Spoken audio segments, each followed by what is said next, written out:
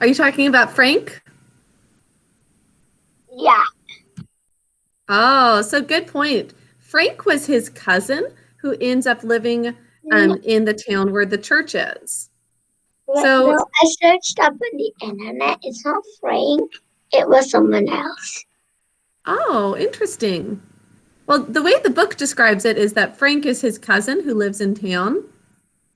And he seems kind of full of himself because he talks about his fancy store-bought hat, store-bought cap, and Almanzo and Royal are pretty jealous of it, even though they don't try to say that. They don't act like it. Okay, last comment from Arianch, and then we'll start with the Pledge of Allegiance. Was there somebody yesterday who I said would do it today? I forget. No? Okay, I'll have just Alexander. Sure, you can lead us in just a moment. Go ahead, Arianch. The thing that's way different from what I do mostly every day is Alonso.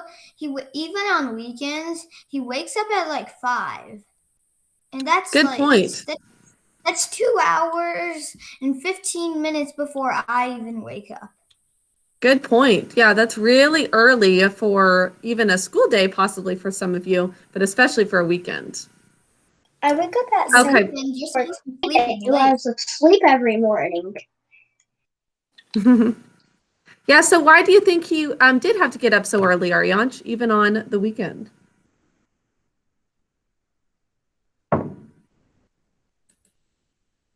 You don't have an idea? Maybe Tig? Or Maybe do you because he think you lives know, on Arianch? a farm. Maybe because he lives Exactly. on a farm. Yeah, the animals need help and the chores have to be done no matter what. So that's one of the tough things about a life of a farmer. They can't really take vacations and they can't really sleep in because they have to do things according to the animal schedule and do things that are best for the crops. Yeah, me too. I mean, well, not really, but even on weekends or on summer break, no matter what, I wake up no later than 6 a.m. Oh, okay. Well, you know what? It really is better for us to always have a similar sleep schedule.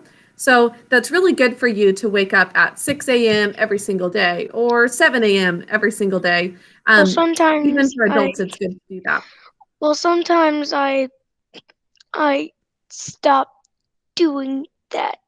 I've always never found it that I mean past I've always found it hard to sleep past 6 because like like I'm up I wake up at like 5:30 and I can't go back to sleep, so Is anybody I else the just try to same go way back as to Ty? sleep for the next 30 minutes. Yeah, sounds like it bothers him. That's tough when you think, oh, I just want to sleep in today. And then your body's just wide awake. Okay, let's get into the Pledge of Allegiance and school motto now. Alexander is going to lead us. I need everyone else to say it with him.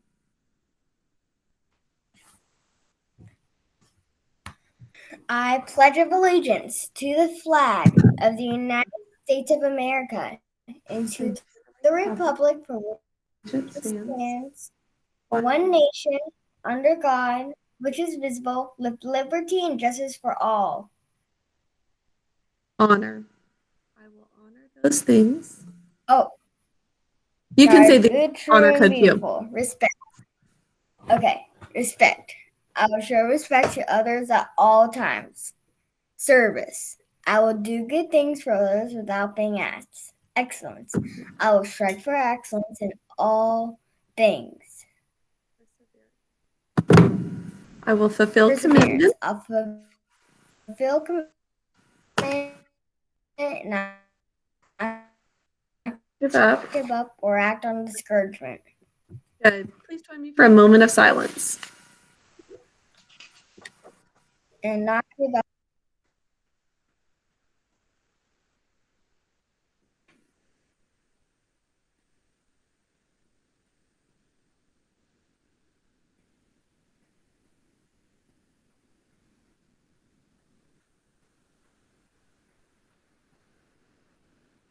Okay, boys and girls, well, let's get started on some phonogram and spelling review. Can you get your things out now?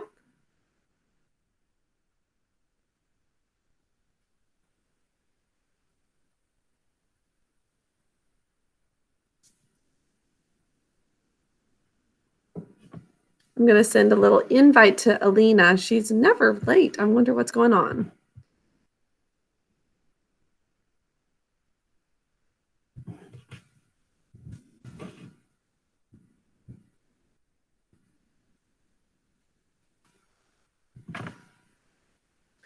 Okay, and for our first phonogram today, we'll write N, two-letter N, used only at the beginning of a base word. Do you remember what that one is? N, two-letter N, like knuckles.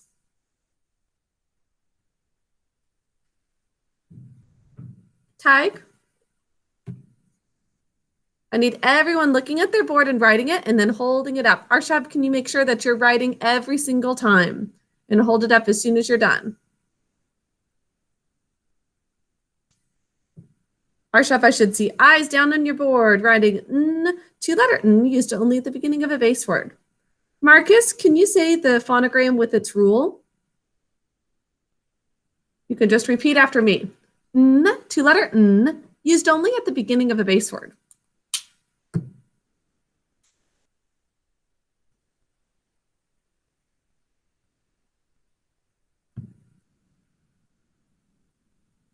Marcus, can you unmute yourself and say it? Great job, Samhita. Knit is a good example of it. N, two-letter N, only used at the beginning of a base word. Perfect. You got it. Next, let's do N, two-letter N, used both at the beginning and end of a base word. Would you all write that? Arshav, again, I need to see eyes on the board writing. Eyes down, looking at your board as you write, and then hold it up each time. I don't know if there's something on the computer distracting you, but I need your eyes down on the board.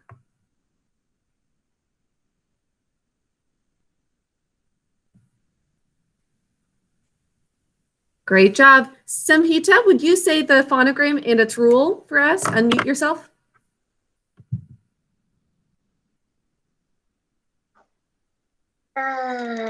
N, two-letter N, used at the beginning and end of a syllable?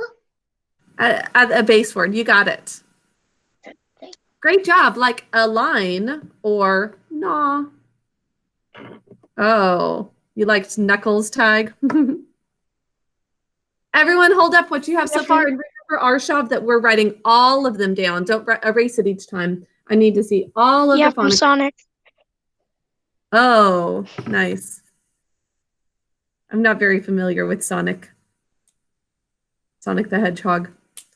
Okay, time for our next one. Arshav, hold it up when you're done each time. The next one, great job, is F, two-letter F. Rishith, would you unmute yourself and say the phonogram? F, two-letter F. I should hear all of you saying it too. Or see your mouths moving, that is. Two-letter. You got it. Show me what it looks like.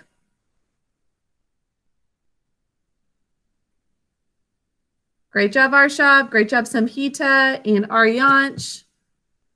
Emma and Rishith. Sahanasri, you guys got it. To the letter F, like phone. I thought that was Greek. Well, it is Greek, but we call it two-letter F. But you're exactly right. That it's used in Greek words. Let's do just one more. Sh, zh, used at the beginning of syllables after the first one. Sh, zh, used at the beginning of syllables after the first one. And Sahanasri, would you unmute yourself and say this phonogram?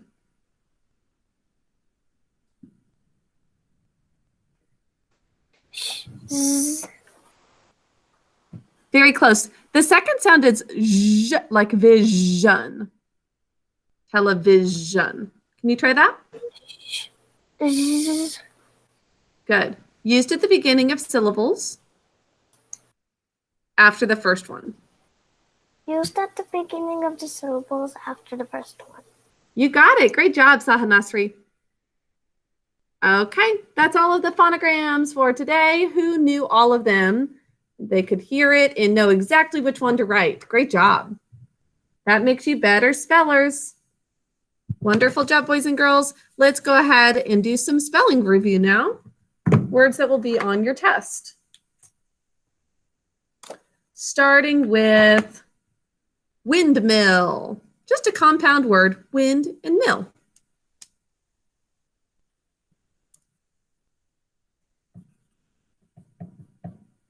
Windmill.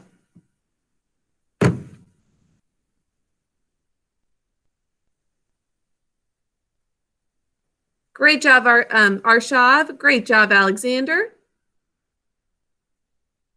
Windmill. Great job, Emma and Sahanasri. Windmill.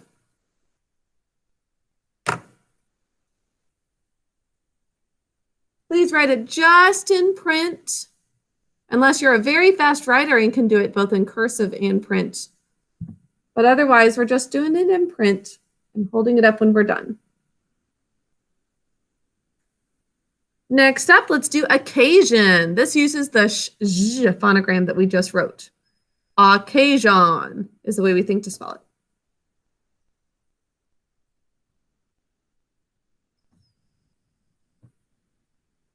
it.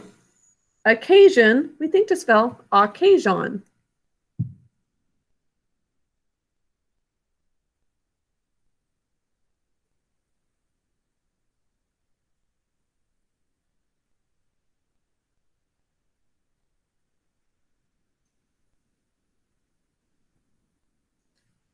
Tag Samhita Rishit, let me see your boards.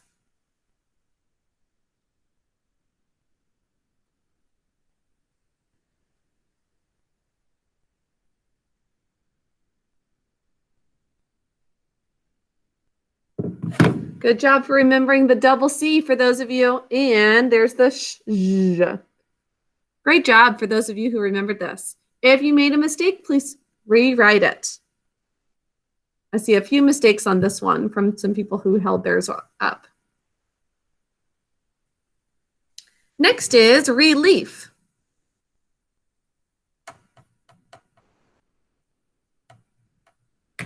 Relief.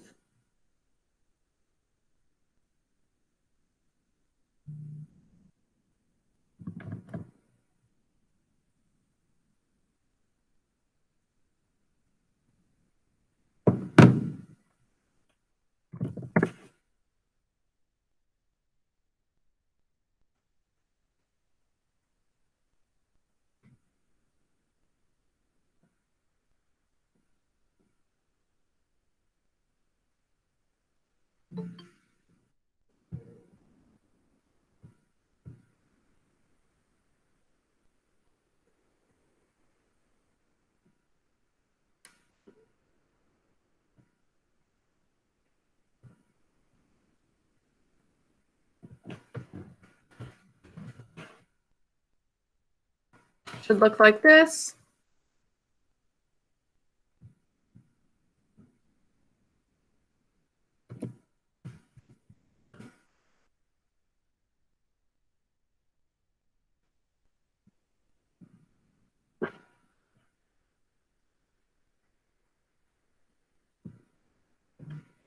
Okay, next up is relieve. Relieve. Or I'm trying to make sure it's held up to the camera, but I'm having to answer an email as well.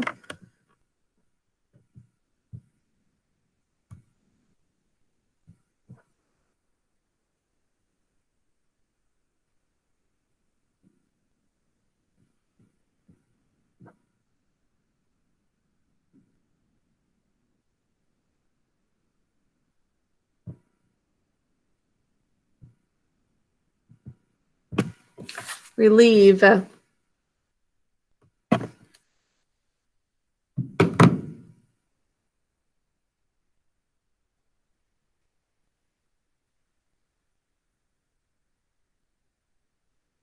Okay, next. One more, sacrifice. Please write sacrifice.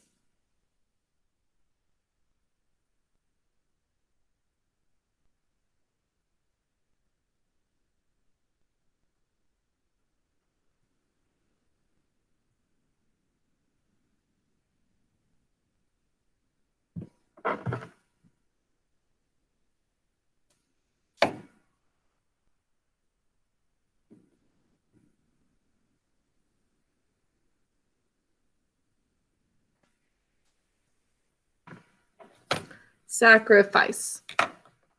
Harika, try your best. Write what you hear. Sacrifice.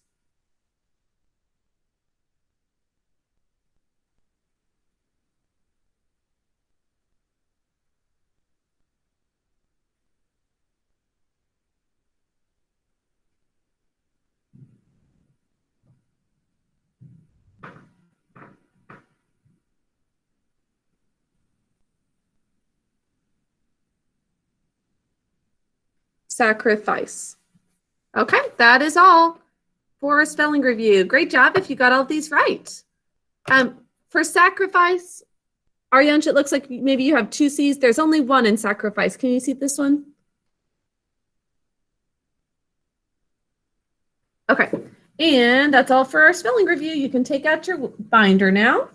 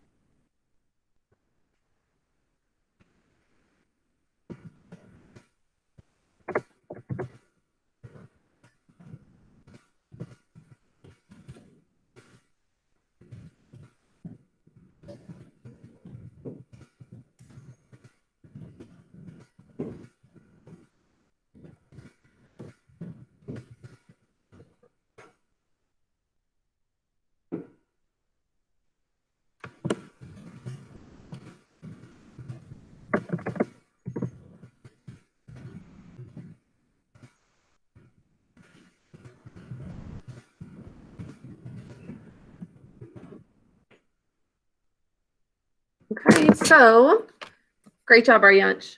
Today we're going to do some, we've got 4 new words. As we transition over to our new words, sorry, I was trying to figure out Alina.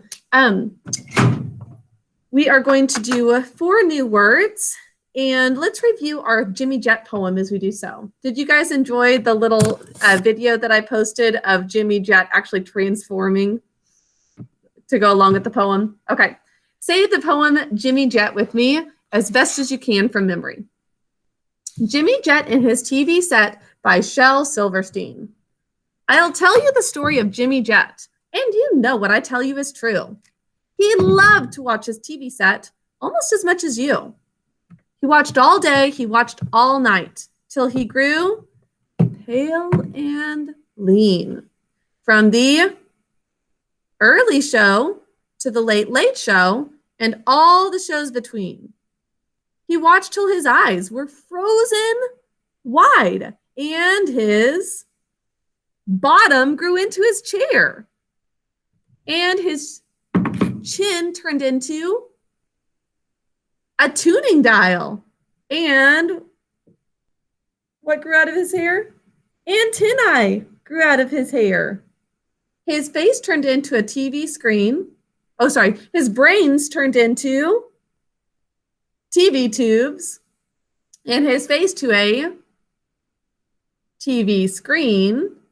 And 2 knobs saying vert, like vertical. And horiz grew where his ears had been. So he grew a plug that looked like a tail. So what did we do? So we plugged in little Jim. And now, instead of him watching TV, we all sit around and watch him. Jimmy Jet and his TV set by Shel Silverstein. Hope you guys are enjoying this one. We'll try to make sure we've got plenty of time to go over that more throughout our live classes this week. Yes, Aryansh?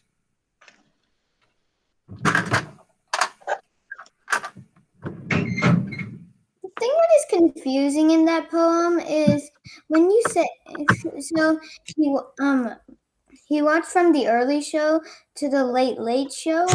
It doesn't say the late late show. It only says late show in this in the poem that isn't being sung. Oh, okay. Thank you so much for pointing that out. I know that it was late late show in Yeah, in our poetry book, it's that way. But maybe the one online was just the late show. But I would like you to say late, late. That's the one that's from our poetry book. But I probably didn't notice when I copied it from online that it was different. So I want you to say it, though, from the early show to the late, late show, which is actually real. They used to have like TV shows that were the early show for early in the morning, like talking about the weather. And then the late, late show would be after the late show, and it would be like almost midnight when that one was on. So basically, he watched from maybe like 5 or 6 in the morning when the early show was on to the late, late show at almost midnight. Tig?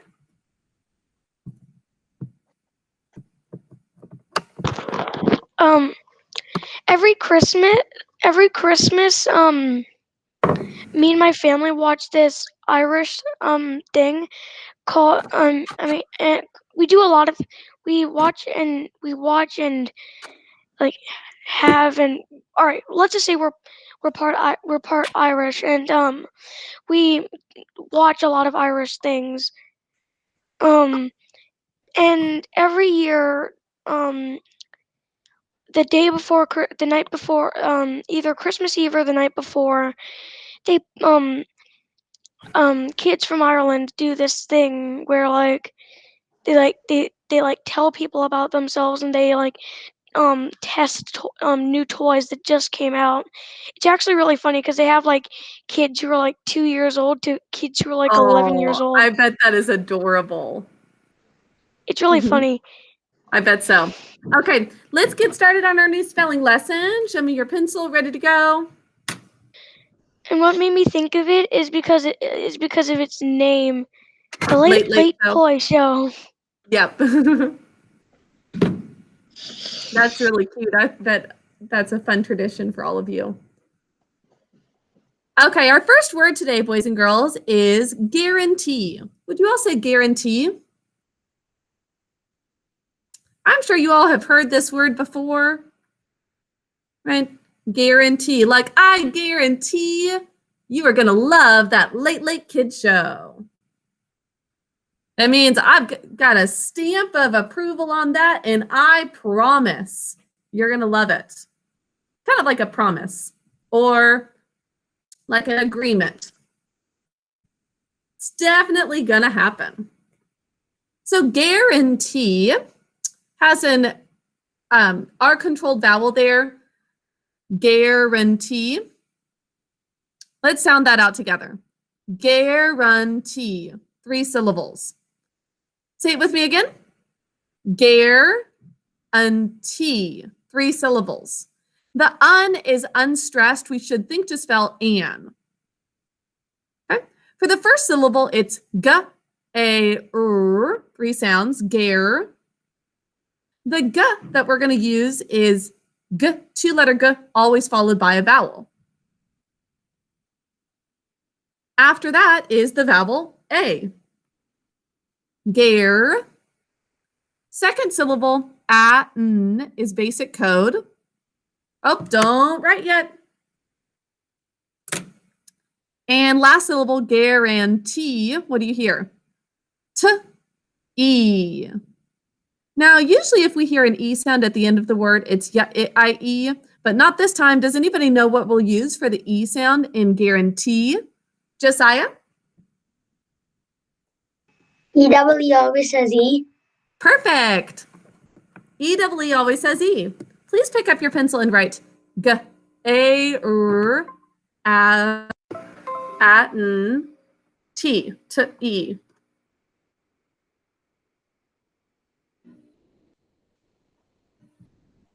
Guarantee. Sorry, I'm making some more coffee. That's what the noise is.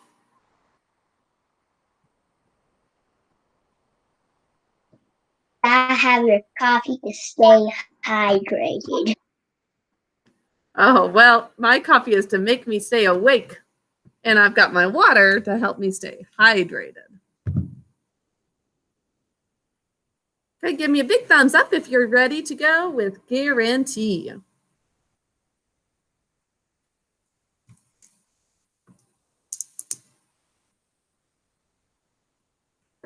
G, a syllable break, a n syllable break, t, e, guarantee.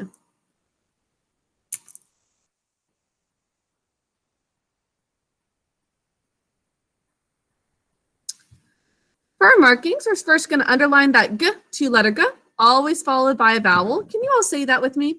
G, two-letter G, always followed by a vowel.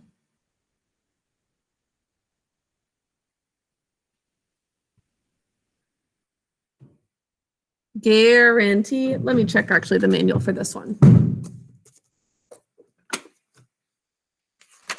Yep, we are going to put a thinking cap there because it says like an air sound.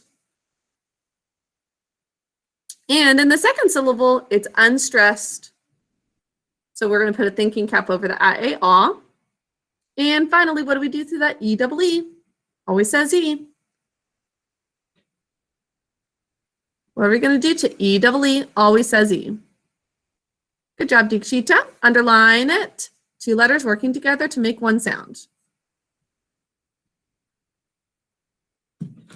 Guarantee can be a verb, like I guarantee you're going to love this. Or like I made a guarantee, a noun.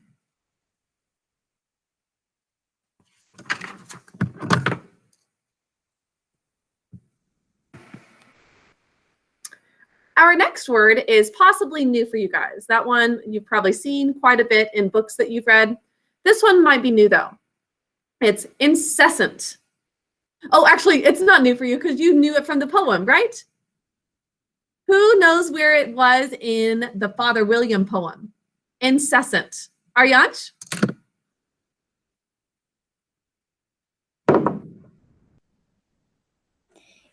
It's in that part where it says, you incessantly stand on your head. You got it. Can you all say that part with me? And yet you incessantly stand on your head. Do you think at your age it is right?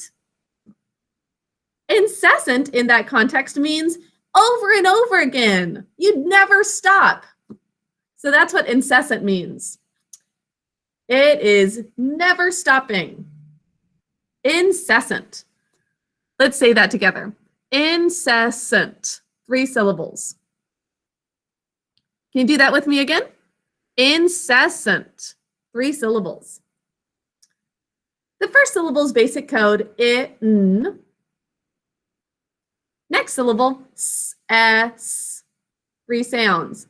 We'll start with a k, s, incessant, and then close off that syllable with a z. Next syllable, incessant, s, a, n, t. It's unstressed, so we should think to spell a. So it's a double S, incessant. So we start with a k, s, and then we have a double S for those sounds. Please pick up your pencil and write incessant.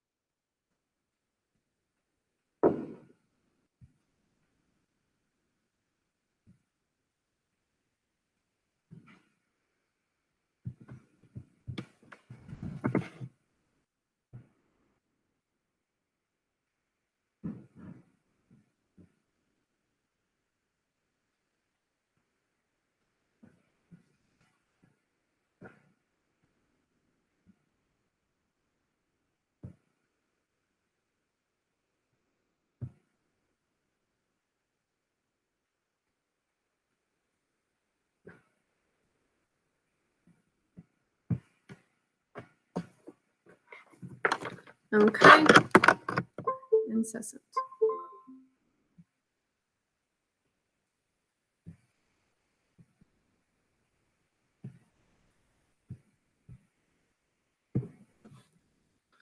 Incessant. Check that your spelling matches mine.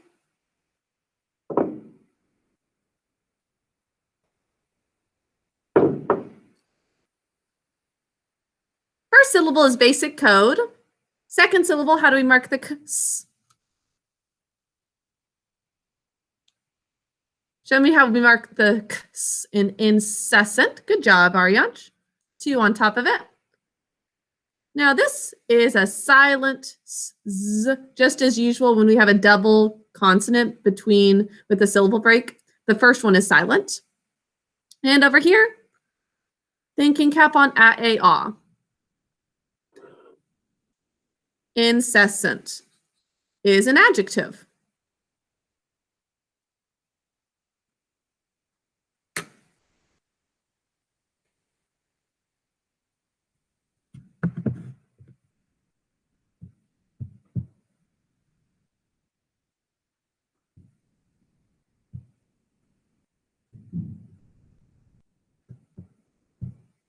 Okay, next word, word number 3. Is occurrence. Would you all say occurrence? An occurrence is a thing that occurs. Do you all know the word occur? Like thunder and lightning sometimes occur in a rainstorm. That means it happens, basically. So occurrence is the thing that happens. Like there's an unusual occurrence when, I'm trying to think, actually connecting it to science for today, when you look at a convex or a concave mirror. It's an unusual occurrence because depending on if it's a curved mirror in going out or in, sometimes you look flipped over upside down or things look bigger or smaller than they actually are. So for occurrence, we've got 2 double consonants. Sound it out with me. Occurrence, 3 syllables. Although we think to spell occurrence, 3 syllables. So, k, 2 sounds with a k. Next syllable, k-er. Do you remember do you know what makes the sound in occurrence or occur? Does anybody know? Simhita? The of hurt. You got it. The of hurt. That's what we'll use. And then we're going to double that occurrence for the last syllable. S with a k followed by a silent final E. Okay, so double C, double R in occurrence. Pick up your pencil to write it, please. That's the trickiest part for a lot of people in writing this word. Remember, it's 2 double consonants, double C, double R. Maybe make a little jingle for yourself. Double C, double R in occurrence.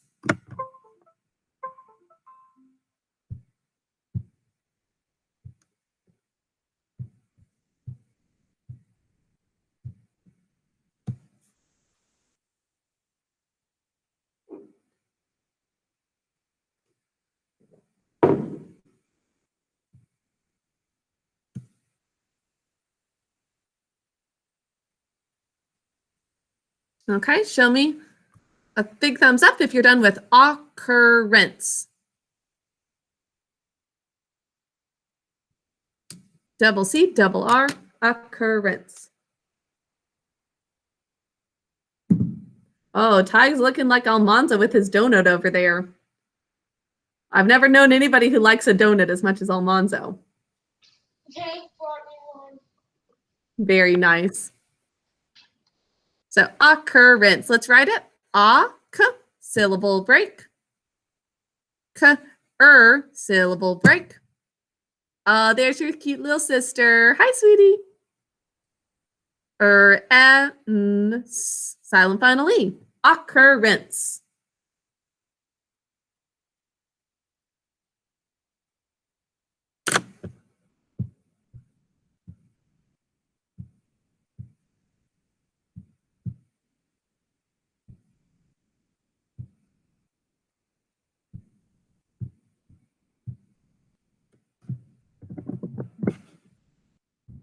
Let's go ahead and mark it. Show me how we mark the first syllable. Hands up. Show me markings. Thinking cap on that. O-U. We say occurrence. Good job, Alexander and Samhita. Now, the first of the consonants is silent. Good job. Over here, what do we have here? Earlier of hurt. Next.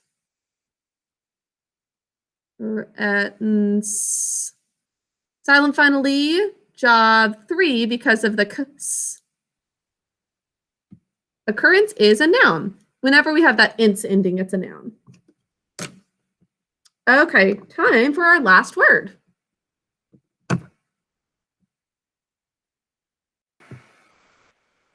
Our last word is proficient. Would you all say proficient? Has anybody heard this before? Proficient? No? Okay. It means to be good at something. Like, oh, I am proficient at cursive. Means that you have kind of like mastered it. Proficient. Not over the top great, but you have like met your goals. You're proficient. Do any of you take like piano lessons or any other musical lesson? When you have finally learned a specific song, you can say, I'm proficient at that song. Meaning you've learned it, you're good at it. It doesn't have to be over the top great, but basically you've met your goal. You're proficient. Okay, so proficient, can you all say it with me? Proficient, 3 syllables. First syllable, p-r-o, 3 sounds, with O in an open syllable saying its name. Next syllable, f-I, 2 sounds, basic code. Next syllable, sh-a-n-t, 4 sounds. We're going to use sh, short letter sh, used at the beginning of syllables after the first one. Proficient. Pick up your pencil and write it, please.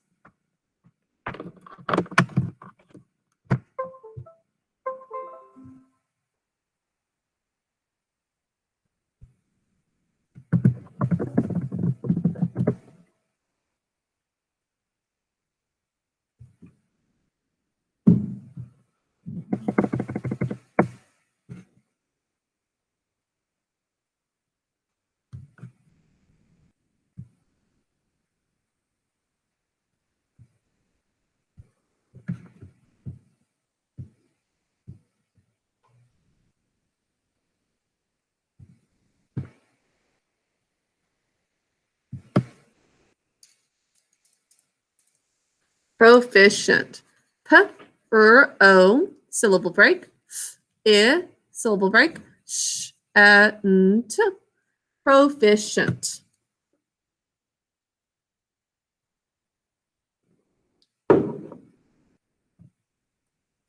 First syllable, O says its name in an open syllable. Second syllable is basic code. Third syllable, we have sh, short letter sh, used at the beginning of syllables after the first one. And that's all. Proficient. It's an adjective.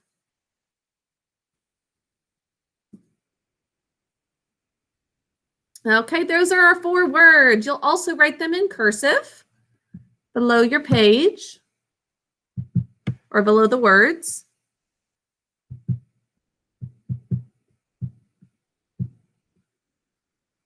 And for our cursive practice today, I'd love for us to write the first stanza of our poem in cursive.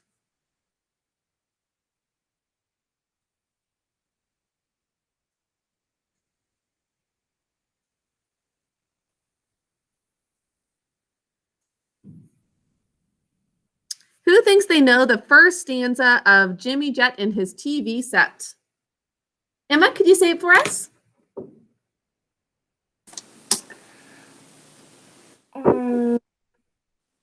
I'll tell you the story of Jimmy Jet.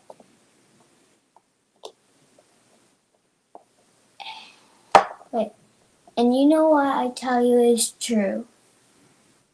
Um, He loved. he loved to watch his TV set Almost. almost as much as you. Good. I think that's the whole, yep, that's the whole first stanza.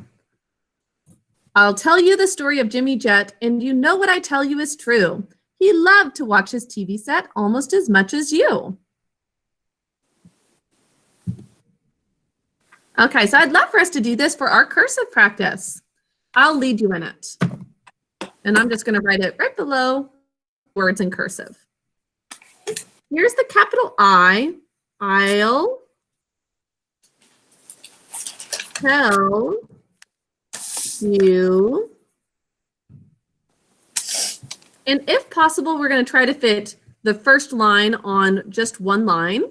And if it doesn't fit, we're still going to like stop and skip a line before we get to the next one. Because with poems, we need to have the rhyming words at the end of the line each time. I'll tell you the story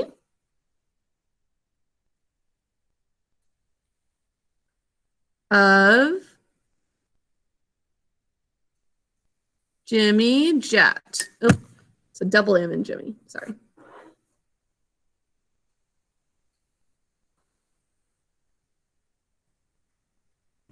I'll tell you the story of Jimmy Jett, and then there's this dash at the end of that I'm going to write. Marcus, are you doing the first part in cursive? Good. I'm going to skip a line just because I think that makes it look nicer and neater. And you know what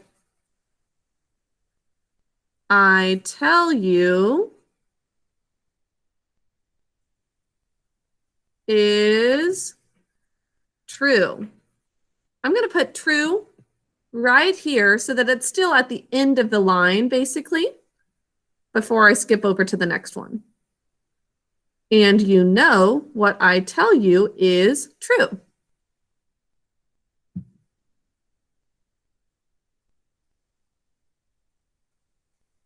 Harika, it doesn't look like you're writing, sweetheart. Make sure that you're writing each line.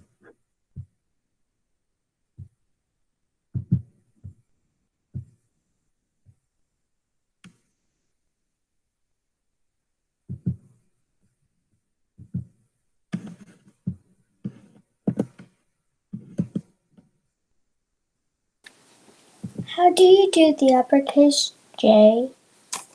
Great question. It looks like this. I'll write it on the side. We start at the bottom and then curve to the left, up, down, and into a tail. It looks actually very similar to the F, but in the opposite way. You curve to the left instead of curving to the right. I didn't see that.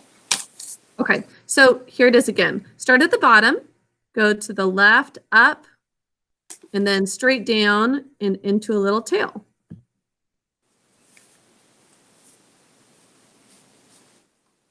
I'll go ahead and start on the next line, boys and girls, even though I know some of you are a little behind. He, that's a capital H.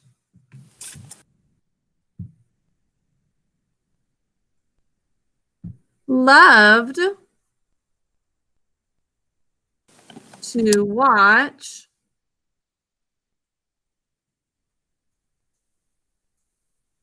his TV is, both letters are capitalized, so I'm going to do this.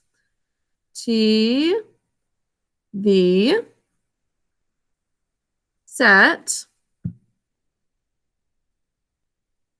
Marcus, I should see you writing all of this. This is handwriting time, and when I'm writing, you should be writing, okay?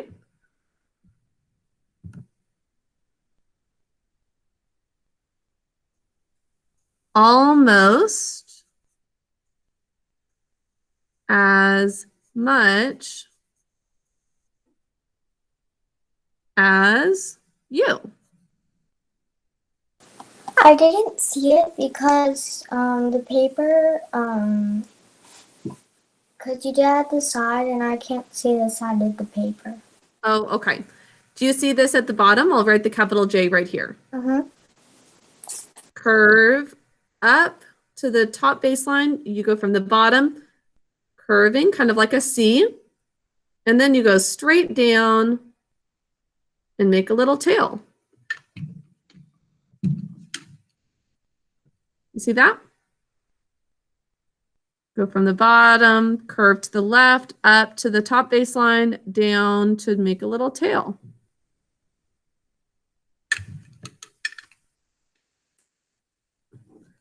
I'll tell you the story of Jimmy Jet. And you know what I tell you is true. He loved to watch his TV set almost as much as you. Did anybody finish already? A couple people. Okay, for those of you still working, take your time. Marcus, once again, you have to be writing this. If you are not feeling very confident in your cursive, this is a great way to practice it. I need you to write it along with me. Okay?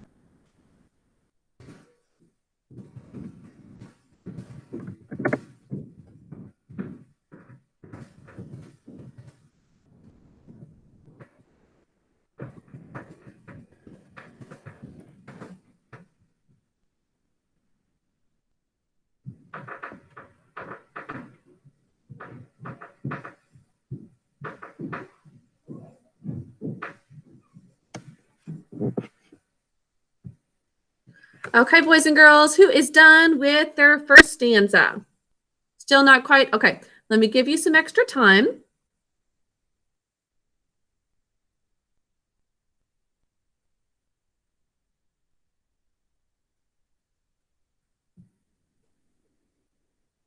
If you're already finished, I would challenge you to do the second stanza. Do you all know what the second stanza is? Marcus, I need you to stay seated and keep writing your poem. Who thinks they know the second stanza? I'll tell you the story of Jimmy Jet, and you know what I tell you is true. He loved to watch his TV set almost as much as you. Dikshita? He watched all day and watched night until he grew lean and Till he grew pale and lean. He watched the early show to the late show and all the shows between. Great job.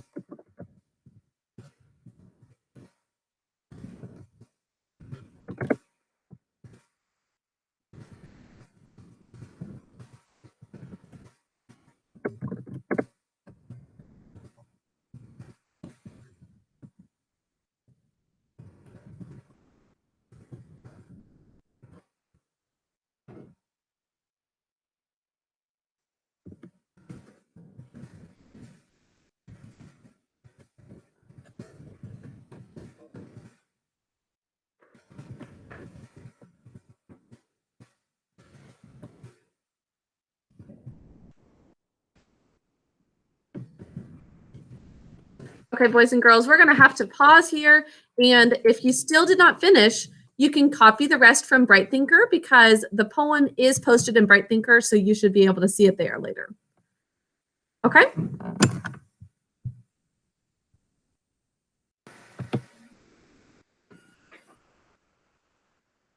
Let's do the whole poem one more time.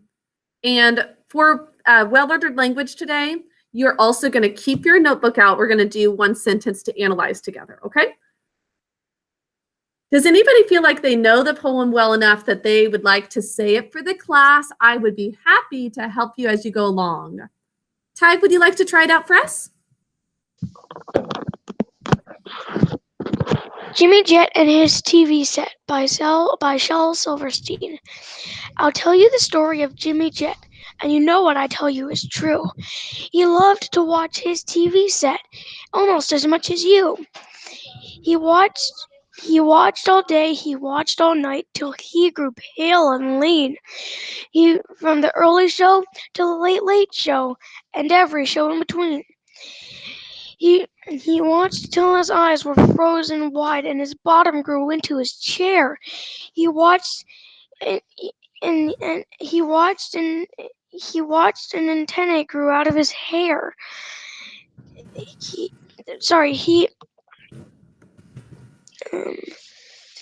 Antenna grew out of his hair. And antennae grew out of his hair. And his chin turned into and his brain turned into. And his brain turned into TV tubes, and his antennae grew out of his hair. His face to a TV and his screen. Face to his TV screen. And this is all. And two knobs saying Vert and Horace grew where his ears had been. You got it. So he grew he grew a plug that looked like a tail.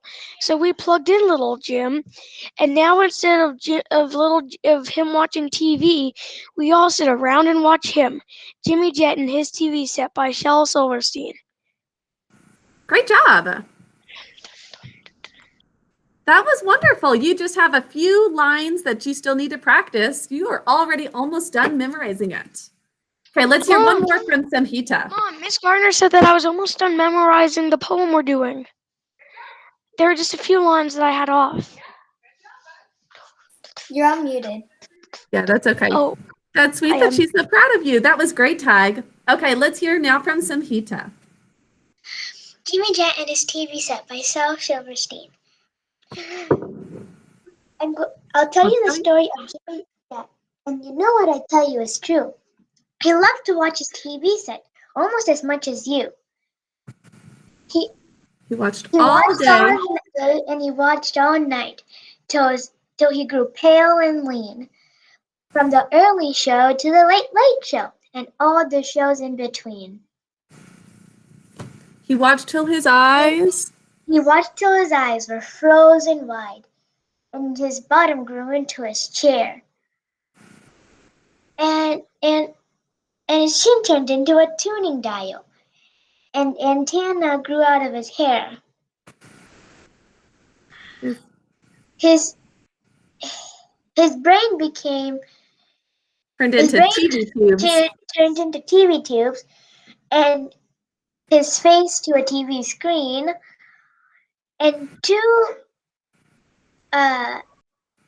knobs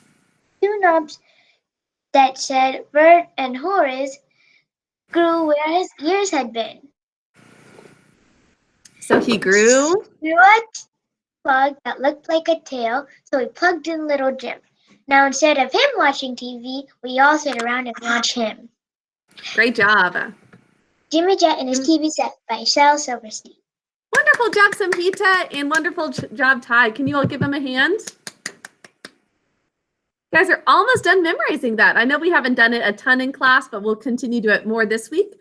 And hopefully we'll have it memorized by next week and recite it with it being due next Friday. I think you guys will be ready for that. And then the next week is the last week before spring break. And so rather than doing a new poem, I would love for us to spend a whole week on just reviewing all of the poems we've learned so far. So we're going to spend a week going over some review, and then you guys have spring break coming soon. It's just a couple weeks away. Okay, boys and girls, we have already done quite a lot on prepositions. We are almost done with learning prepositional phrases. You have a test on Friday over prepositional phrases. And today we're just going to do a little review. Your homework assignment is a 2-day assignment to write all of the prepositions, and I want you to try your best to do it from memory. Who thinks they can write all of them from memory? They know 47 prepositions. Great. Josiah, would you unmute yourself and tell us all 47 prepositions? A board, about, above, across, the floor, against, along, among, around, before, behind, below, beneath, beside, between, beyond, at, by, down, during, except for, from, inside, in, each, near, of, off, on, out, outside, over, past, since, to, throughout, to, toward, under, up until, upon, with, within, without, underneath.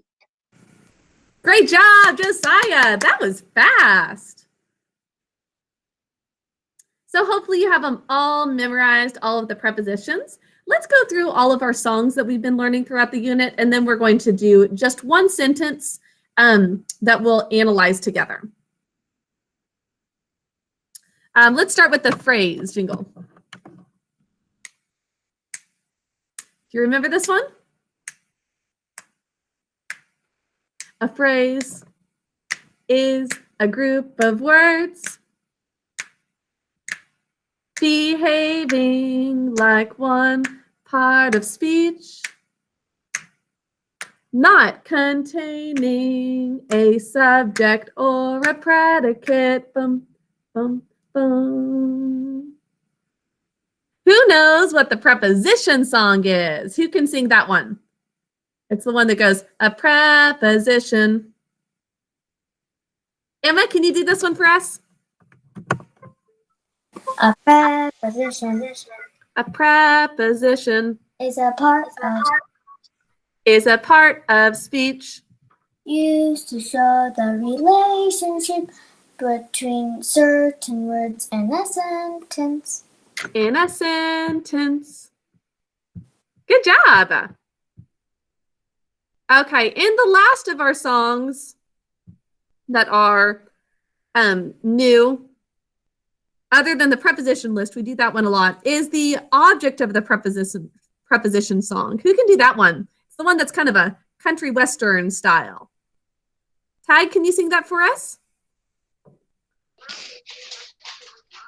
I don't remember the whole thing, but it's like, yeah, from what I can remember, it's the object of the preposition, the object of the preposition, and Is a noun or pronoun. Noun after the preposition. You got it. Dikshita, can you sing it for us as well?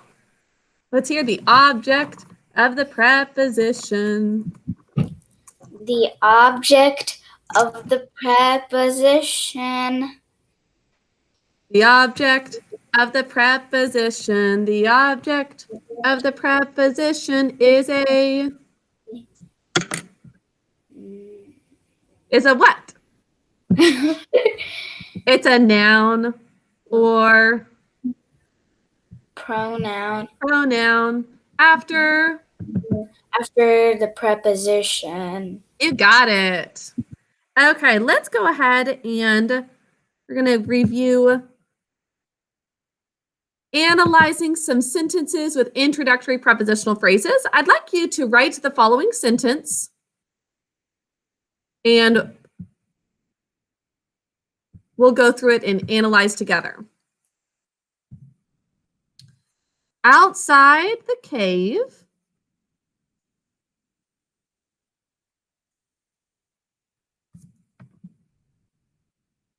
outside the cave. You have to do it in cursive. No, if you're faster at print, go ahead and do this in print. The grizzly bear slept quietly.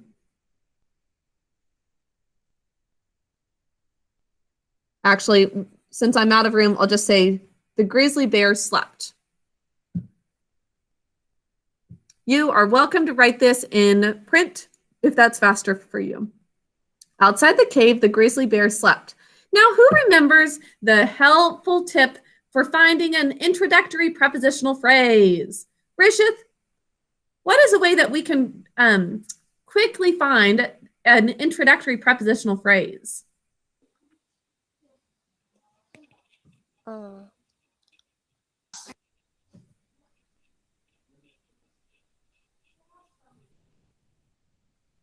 I see a punctuation mark that could help us. It's in somewhere in the punctuation sentence. Well, punctuation mark means it's a period or comma or semicolon. What's going to help us find the introductory prepositional phrase?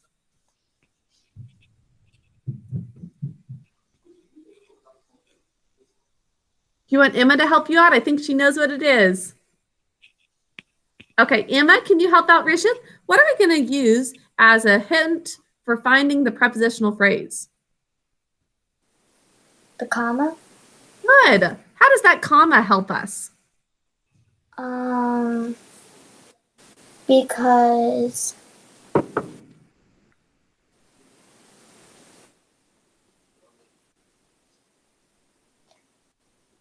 basically, it's showing us where the prepositional phrase ends, right?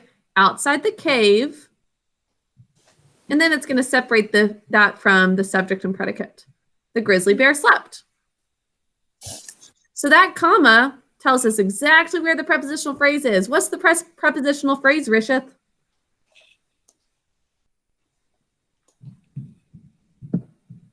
cave. Cave is the end of the prepositional phrase. What's the beginning? Outside. Good. Outside the cave is the whole prepositional phrase. Who can mark the prepositional phrase for me? Arshab, could you tell me how to label the words for the prepositional phrase?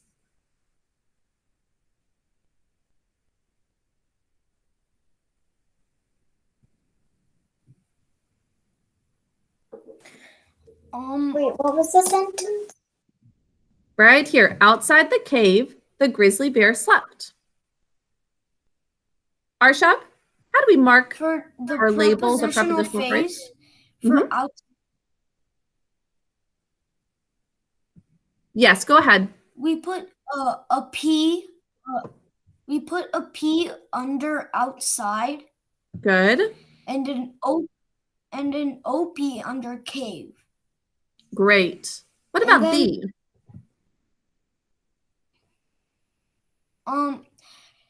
For that you put it's an adjective to cave. Great job.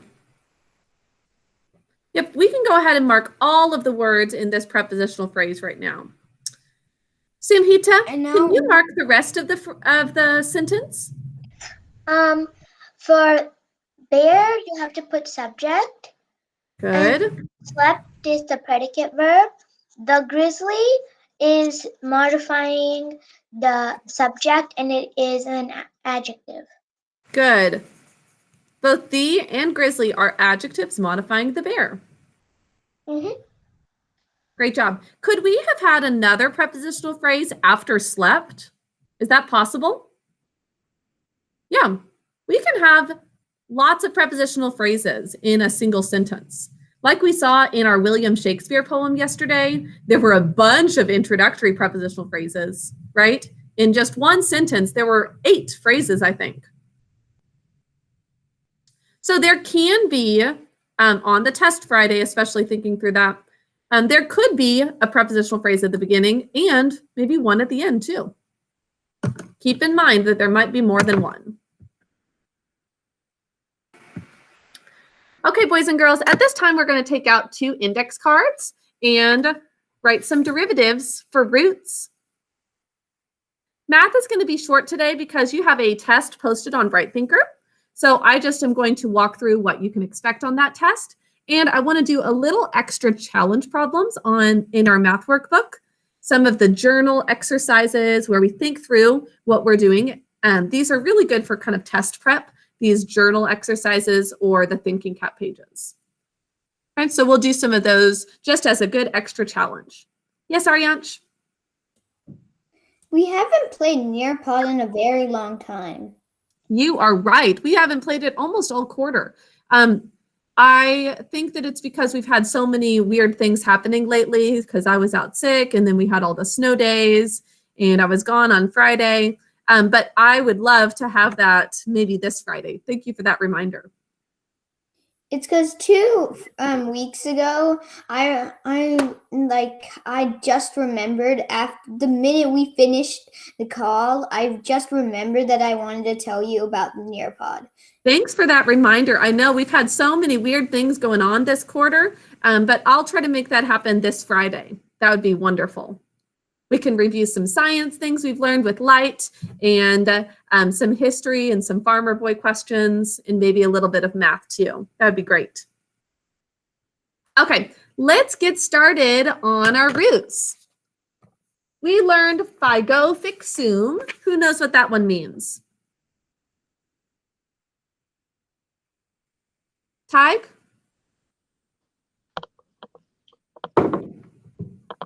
Fix. Yeah, fix, fasten, or attach. Now the word And fix also comes from it. Yes? And also the unthinkable has happened. I forgot What's about that? Nearpod. You forgot about it? Yes. That is unthinkable. Fix also comes from figo fixum. It means to fasten or make firm, set in place. Fix.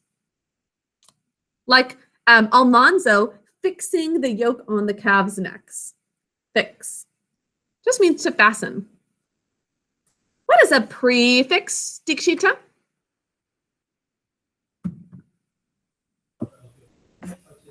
A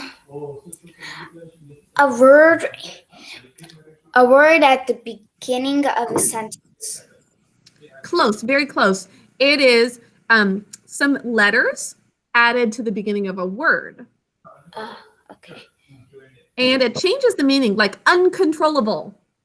Not just controllable, but uncontrollable means not controllable. And then the opposite of that is suffix. Emma, what's a suffix? Letters used at the end of a word. Yeah, letters that we add to the end of a word to change it. Like instead of adventure, adventurous. That makes it an adjective. Adventurous. Okay, let's learn 2 new roots today. We're going to look at transfix and affix. Okay, so I'm going to move over to this. The first word that we have is transfix that we're going to have as a derivative today.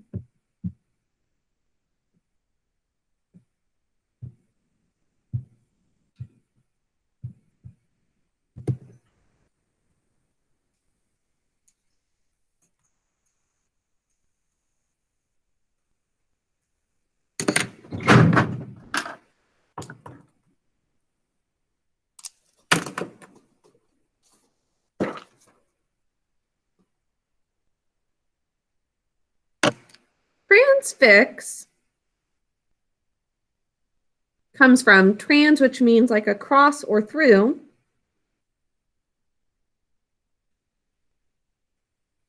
And then fix, to set in place. So it is piercing through something. Since that trans means through, it's piercing through. A lot of times you hear it with maybe like your eyes are staying focused or staring at something. Like piercing through.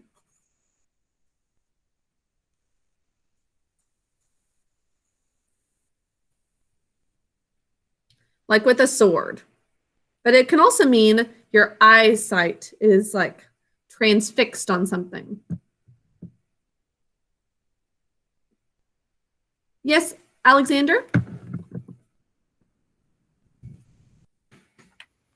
So I just lost internet. So I didn't get to do any of the Greek words. I just did right now piercing through. Is there anything That's actually the before first that? one. You just missed some well-ordered language, but you did not miss any of this. You're good. And we did some review. Okay. Okay, so transfix is piercing through. Now let's look at affix, which we think to spell affix.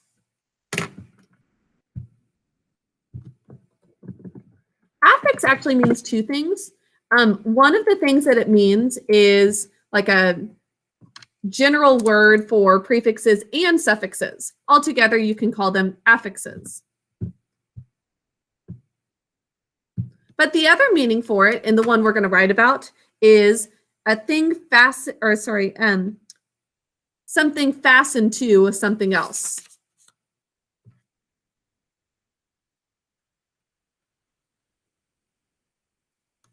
Act of fastening or attaching.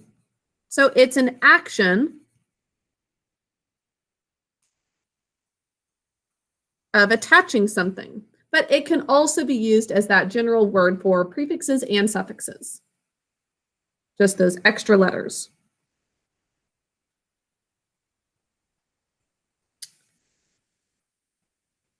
Okay, but this is how it's used as a verb.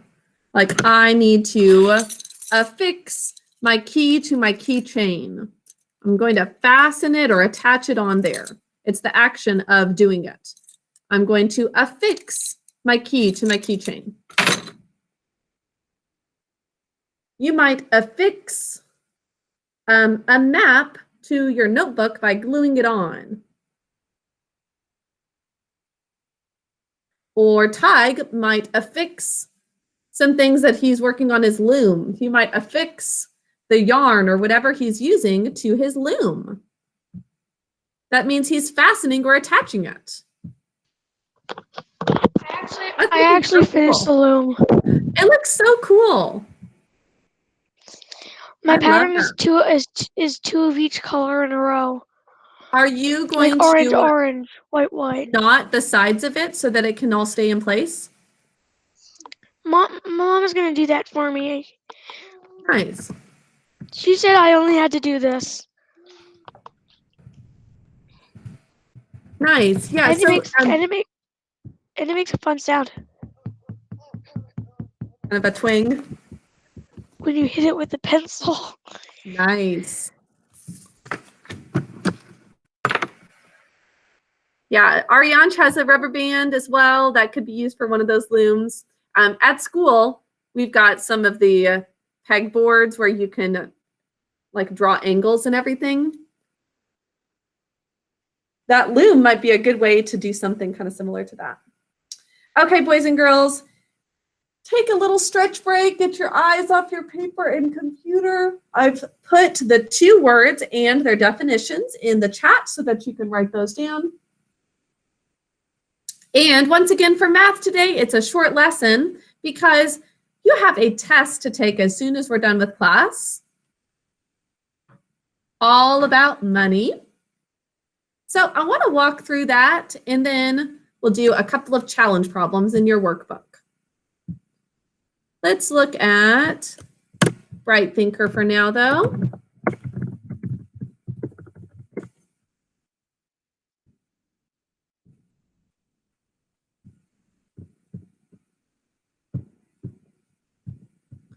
You can just lean back and follow along as we go over what you'll expect on the test today.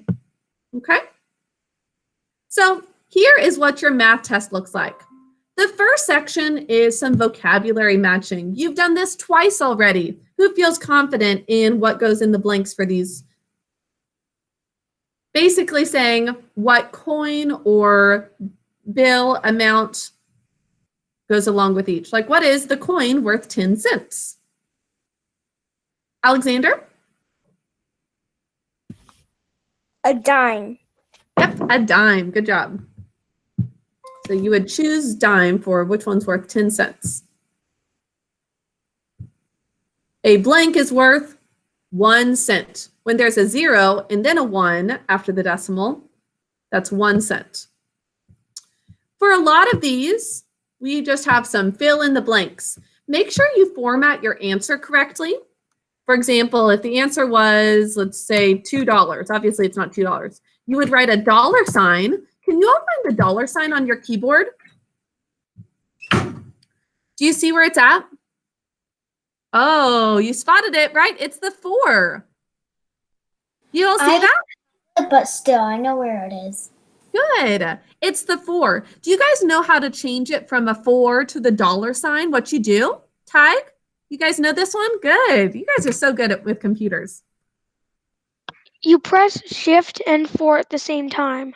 Perfect. Can you all try that? You can actually do it in the chat even. I'm going to open up the chat so that you can try putting a dollar sign. Still does. Good job. So you put Shift and 4 to make that dollar sign. Now, I want you to try writing the amount $2, dollar sign 2, and then you're going to put a period, and then 0, 0. Can you all try doing that? Dollar sign 2, period, 0, 0, just like Alexander did. Great job, Alexander. And Samhita, that looks perfect. Make sure the dollar sign is the first thing you write. Great job, Aryansh, Tig, Rishith, Emma, Dikshita, Harika. That's perfect. Josiah. Not $2. Okay, so that looks great. Make sure, once again, that the dollar sign is the first thing you write. And then your number, decimal, and then the cents.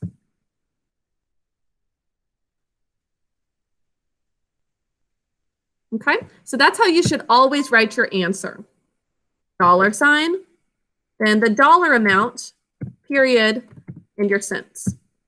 So some of these are written horizontally. Feel free to take out a whiteboard or a piece of paper and do your work that way. And then just write your answer only in the blank, okay? Only your answer in the blank. Some are addition, some are subtraction. Pay attention very closely to what you need to do for each one.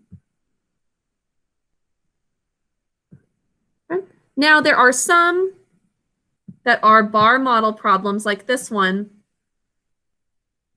Anna buys a pair of earrings for $20 and a bracelet for $34. Sorry, there was a big formatting issue. I'm going to try to switch that. It was like having things hidden on the side. So how much more does the bracelet cost than the earrings? You can use the draw feature, or you can attach a picture of your bar model by doing insert image. You can capture image and take a picture of your whiteboard. It's going to be best to do a whiteboard, not your notebook for that one. There are 3 bar model problems. They're all one-step problems. Although this one has 3 different parts. Brian buys a gallon of milk for $1, a carton of eggs for 99 cents, bacon for $5.56. Sorry, there's 4. And biscuits for 56 cents. How much does he spend in all? So there's 4 items, but this is just a one-step problem. You should be able to fit it all in one bar model, okay? So 3 bar model problems, and that's the end.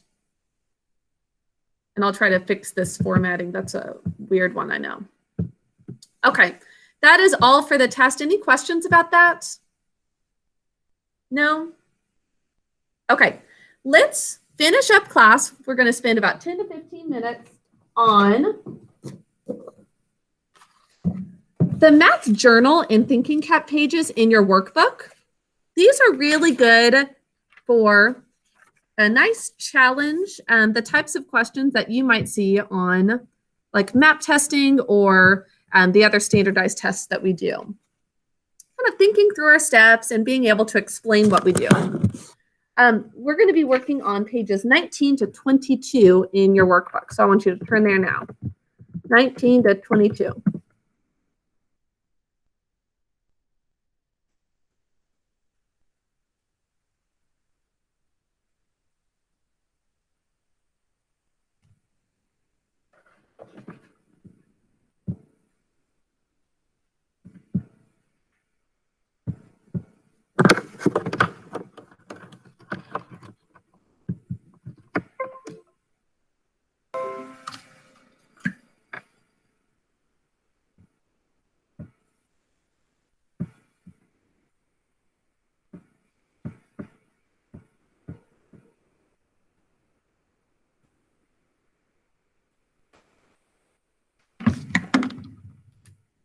Okay, so for this first one, we're going to solve a word problem with a bar model. The bar model is given to us already, and we need to write the steps, basically.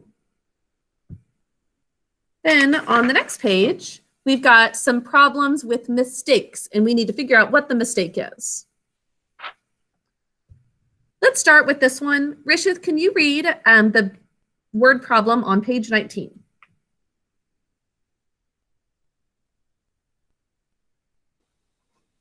Lion spends $5.20 on a breakfast. She spends $1.85 more on a breakfast than on dinner. How much does she spend on both meals? Okay. Now, our bar model is already given to us. Breakfast was $5.20. Dinner was $1.85 less. Now, what is the first step in solving this problem? Or actually, it's called step 2 since this was step 1. But do we need to find the dinner amount or the total amount first? What is the next step? Marcus, do you know?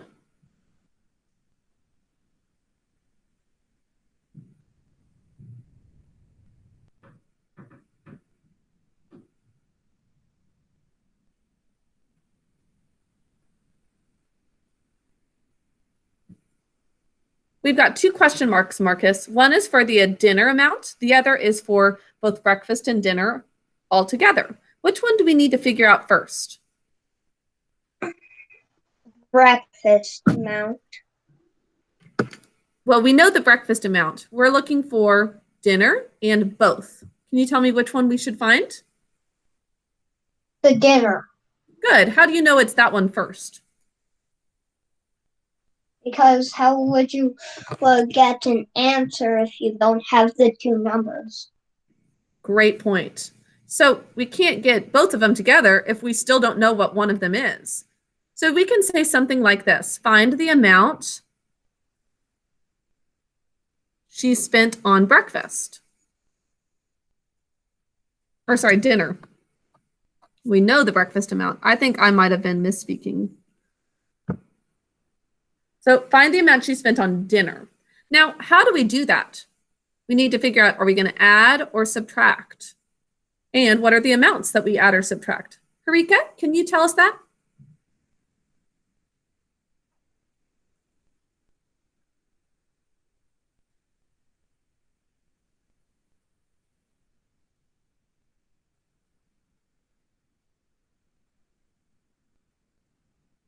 Harika, can you unmute yourself?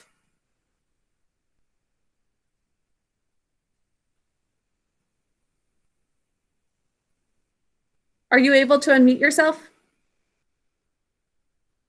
Okay, sweetie. Can you write in the chat? I'm going to open up the chat for you. What numbers we need to add or subtract?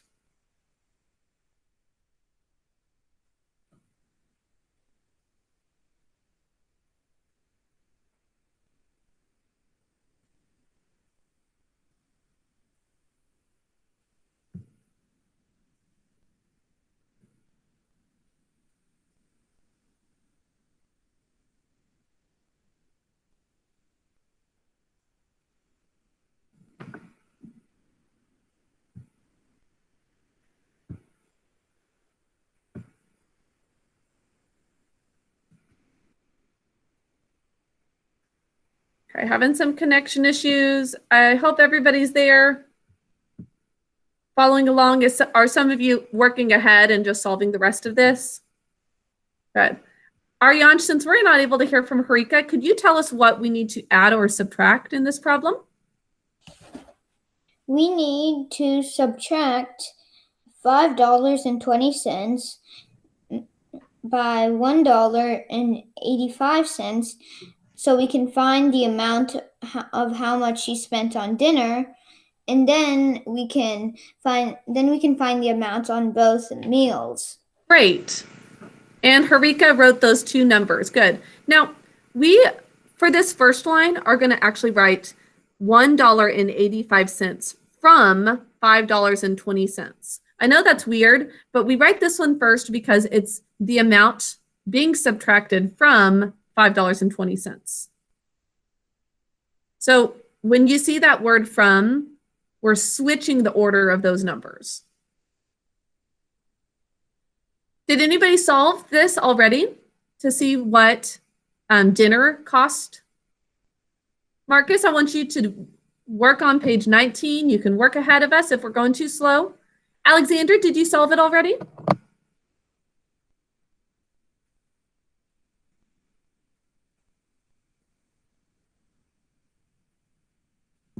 Yep.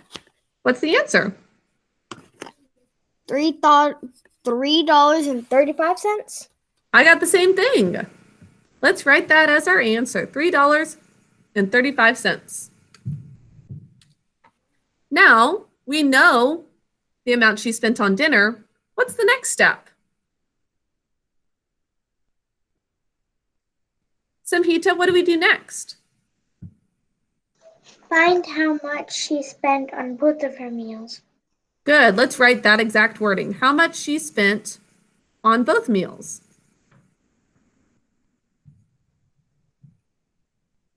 And how do we do that, Samhita?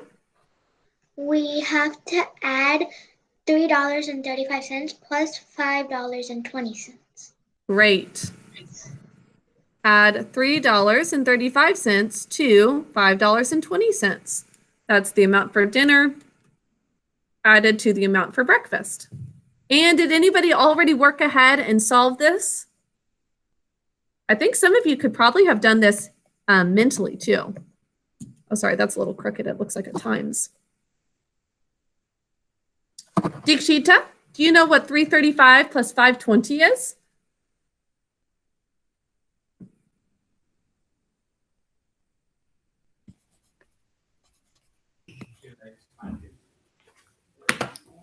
$3.25 plus 335 plus $5.20.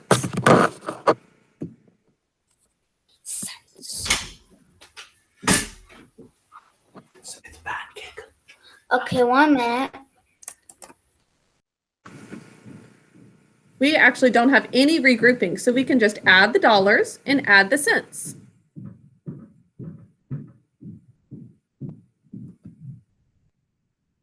Good job, Harika. Is it $8.55? You got it. $8.55 on both. Great job, Dikshita.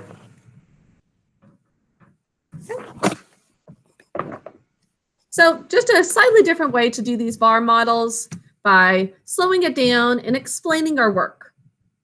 Let's move to the next page, and I want us to find what mistake is in this subtraction problem. There's someone named Aaron who subtracted these numbers, and he made a mistake. Who can figure out what that mistake is? You already figured it out, Alexander? For those of you who haven't, walk through each step and see what is the mistake. Alexander, what do you think it is? For the cents, he made a mistake with the 2 minus 4. He didn't regroup it, so he put an 8 instead. Well, yes, it is 8. If you take the 1 out, put it on a 15, cross that out 14, and then a 12 minus 4 equals 8. Good. So the cents, are the cents correct actually? No. But yes, they are correct. So he did make a mistake right here, exactly as you said, but it's actually not a mistake with the cents. Is it a mistake with the dollars? Yes. Yes. So we're going to write Yes, the mistake was with the dollars. Now, what should be the answer? What should be the answer? Marcus, are you following along on page 20 now? That's where we are, page 20. Do you know what the answer should be if that was the mistake?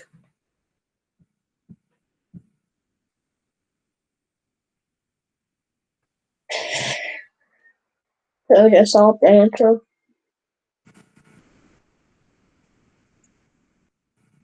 So right up here, there was a mistake. Instead of 15 minus 8, it should be 14 minus 8. So what should the dollars be instead?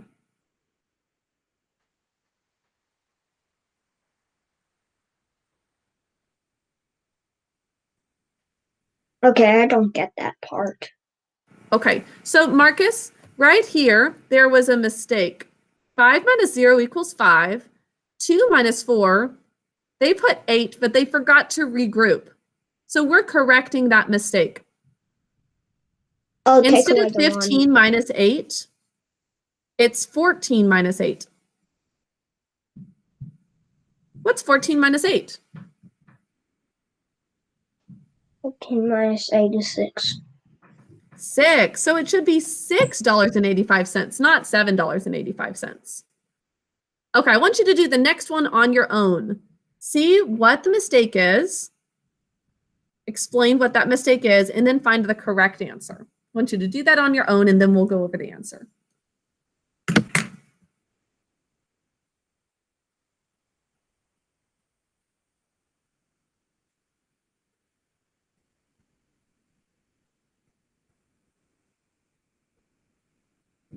Marcus, I should see you working on page 20. Josiah, are you there? Great.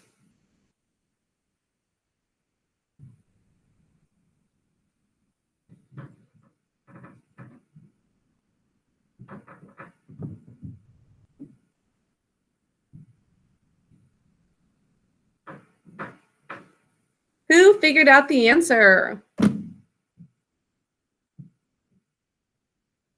I'll wait for everybody else.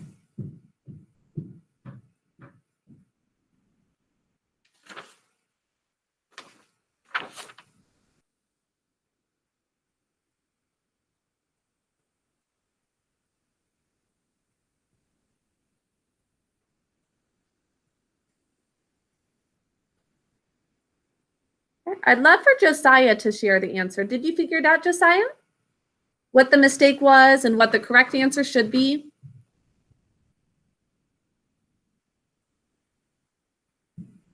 Rishith, you got it? Good.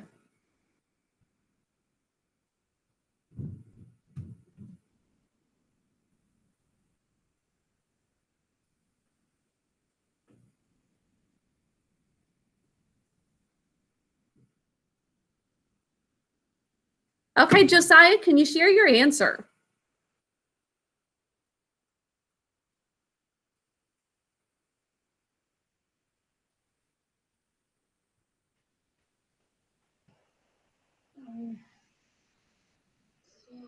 You can tell us what the mistake was and what the answer should be.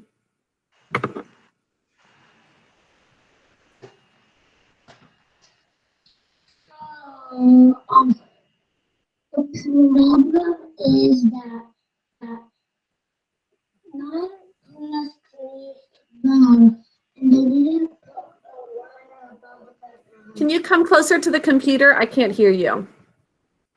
The problem is that they did 9 plus 3, which is 12, and they didn't put the 1 above the 9.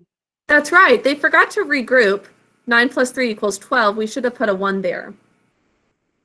So what should be the answer?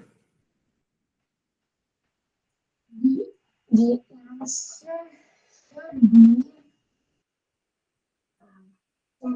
$17.25. That's a little hard to hear you, but still.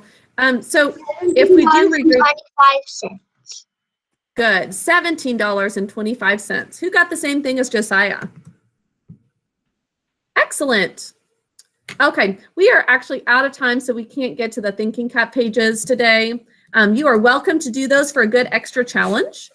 They are just some bar models that are a little different than what we usually have. Like this one has bottles of shampoo that are buy two, get one free.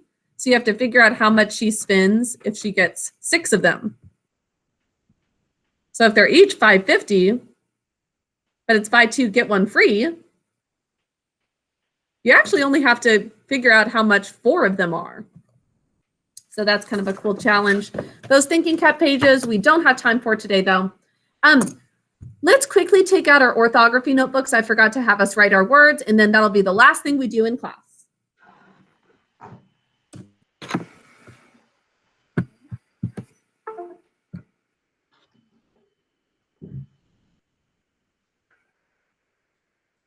Our first word for today was guarantee. Open up your orthography notebooks to write guarantee.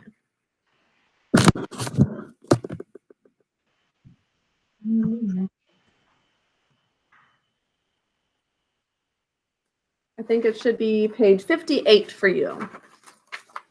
Is that not right? 57? Okay, thank you, Arianch.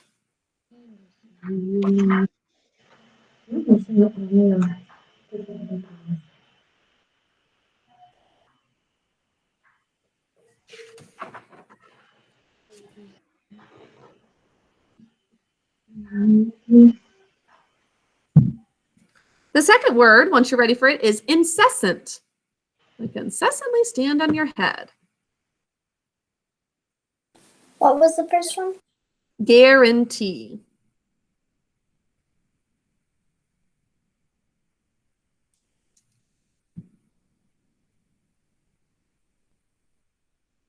So guarantee, incessant, and occurrence.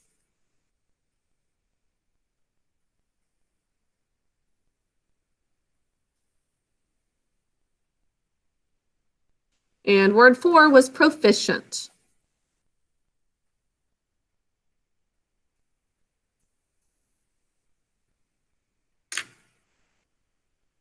So guarantee, incessant, occurrence, proficient. Should look like this.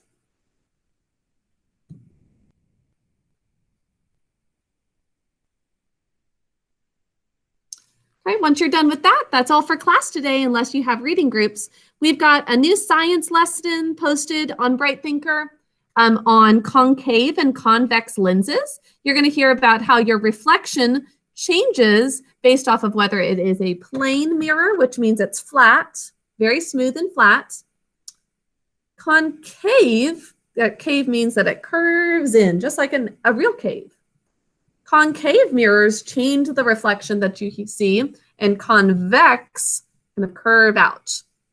In the video, I mistakenly said you're mainly going to be talking about this tomorrow, but tomorrow we actually have something altogether different we're talking about. So this is your lesson on concave and convex mirrors. And you'll hear a little bit more why we see reflections in some things, but not in others. And in history, you're starting a new unit on explorers. Who are some European explorers in North America that maybe you already know who might show up in our units? Arianch? Or the Explorer. Oh, that's a good one, Marcus. She does not make the cut. She's not in our history unit. I'm sorry. Christopher Arianch? Columbus. Yep, we're going to be hearing about Christopher Columbus today. The person who explored, it was trying to find a new way to go to India than rather walking, and then he bumped into Central America. Bumped in there. because there was no maps a long time ago, so he had no clue where that was, and he just went there and didn't understand. That's exactly right.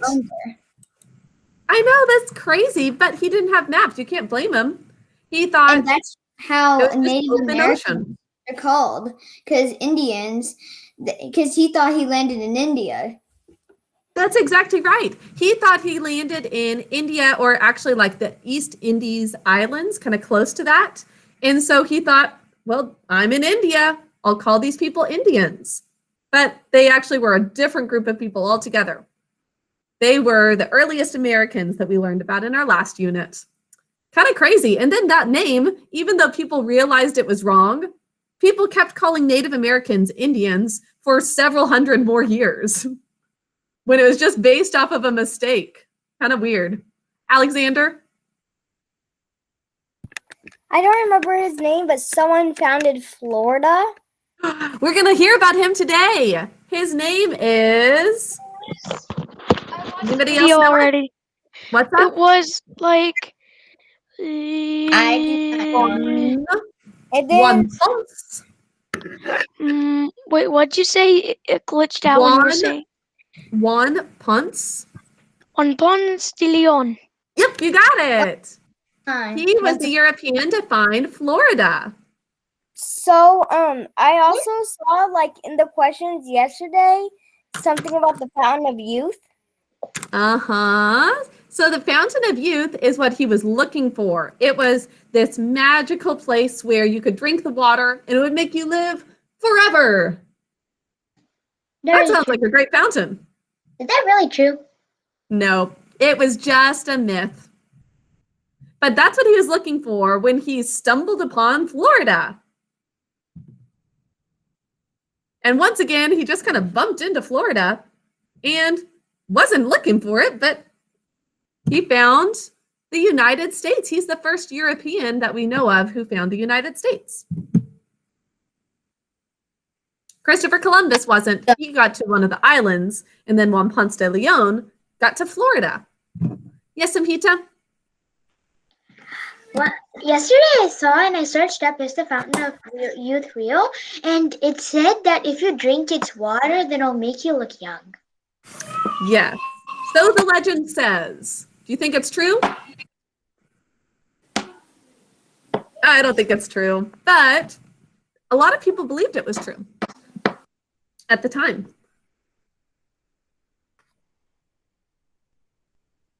So I hope you guys are going to enjoy this unit. We are going to hear about a lot of explorers. We do start with Christopher Columbus, who probably all of you know his story pretty well, but we'll get into a lot of explorers that hopefully you've never heard their stories before, and they're really, really interesting, including Juan Ponce de Leon. That's a great name, isn't it?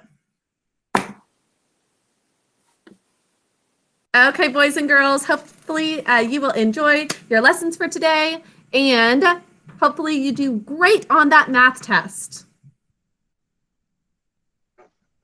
We are going to start our reading groups now, so Marcus, Josiah, Alexander, and Rishith can stay. Everybody else, I'll see you later.